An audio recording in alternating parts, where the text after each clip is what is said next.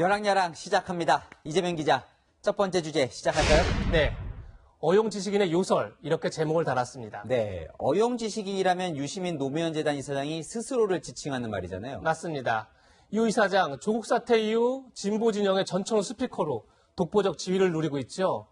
방송사를 겨냥하던 유 이사장이 어제 표적을 바꿨습니다. 피터의 법칙이라고 아세요? 위계 조직에서는 모든 사람들이 자신의 무능이 증명되는 지위까지 승진하는 경향이 있다. 네, 피터의 법칙. 이건 무슨 법칙입니까? 예, 다시 말해 이전 위치에서 능력을 인정받은 사람이 더 높은 자리에 올랐을 때 그 직분을 감당할 능력이 없을 가능성이 크다는 겁니다. 누구를 얘기하는 걸까요? 윤 총장은 굉장히 유능한 검사였잖아요. 예. MB 정부가 쿨했다라고 얘기할 때 저분은 정신적으로 정서적으로 여전히 특수부장에 머물러 있구나. 유 이사장의 얘기는 이겁니다.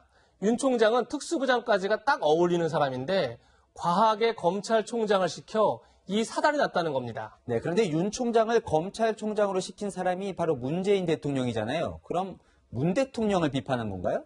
네, 맞습니다. 어제 방송에서도 유 이사장의 답변을 듣던 패널이 똑같은 질문을 합니다. 그 질문에 대한 유 이사장의 답입니다. 그게 이제 임명권자의 책임이 있죠. 왜냐하면 그 자리 가기 전까지는 모르거든. 예. 그 사람의 무능이 어느 지위에서 드러날지를 알기가 되게 어려워요. 예, 본의 아니게 유시민 이사장이 문재인 대통령을 저격한 건데요. 피터의 법칙 때문에 문 대통령도 어쩔 수 없었다. 이런 논리입니다. 네, 요상한 말 혹은 말을 많이 하는 걸 요설이라고 하던데 그렇다면 요설이라고 할 만하네요. 그렇습니다. 어제 유 이사장은 홍준표 자유한국당 전 대표와 토론을 가졌는데 그때도 같은 얘기가 나왔습니다. 유시민 장관이 좌파 진영의 톱으로 올랐을 거예요. 홍 대표님하고 선거판에서 볼일 없어요. 하기서 그러니까 저하고 붙고 싶다 그런 뜻 아니에요 지금. 에이 난 여장관하고 하기는 싫지. 무서우세요? 아니 요설이야. 아니, 말 잘한다고 펴봤나요? 에이. 네, 말로는 누구에게도 지지 않는 홍 전 대표인데 유 이사장은 만만한 상대는 아닌가 봅니다. 예, 두 사람 어떻게 보면 보수와 진보의 양대 요설이 아닐까 싶은데요. 홍 전 대표, 유 이사장에게 이런 직설적인 조언을 했습니다. 조국을 실드 치려고 요즘 여장관이 지금 안 끼는 데가 없거든. 저 양반 저러다가 저래 나대면 칼 맞지. 또 칼 맞는다. 예, 오늘의 한마디는 말로 흥한 자, 말로 점점점 이렇게 정했습니다. 네, 점점점 말을 아꼈는데 말 잘한다고 정치를 꼭 잘하는 건 아니죠. 두 번째 주제로 넘어가겠습니다. 예, 이번에는 짬짬이 가산점 얘기를 해보겠습니다. 오늘 박용진 민주당 의원이 이런 이색 제안을 했습니다. 뭐 삭발 가산점도 줘야죠. 머리 깎고 의지를 높였으니 머리 깎고 순서대로 줘야죠. 예, 박 의원의 얘기는 조국 전 장관 사퇴를 촉구하며 삭발한 의원들에게도 공천 가산점을 주라는 겁니다. 네, 삭발 가산점이요. 뭐 이런 이야기가 나온 배경이 있겠죠? 예, 어제 나경원 원내대표가 먼저 가산점 얘기를 했습니다.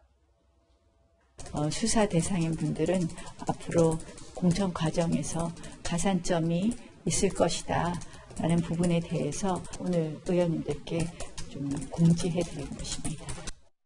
예, 패스트트랙 수사를 받는 의원들에게 가산점을 주겠다는 건데요.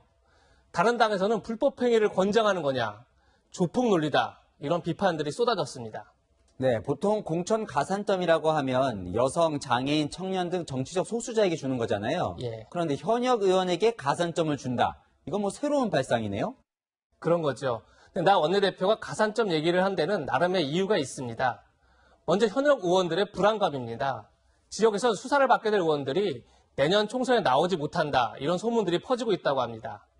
하지만 이보다 더 중요한 건 조만간 민주당이 공수처법과 선거법을 본회의에 올릴 텐데 그때도 의원들이 몸을 아끼지 않으려면 실익이 있어야겠죠.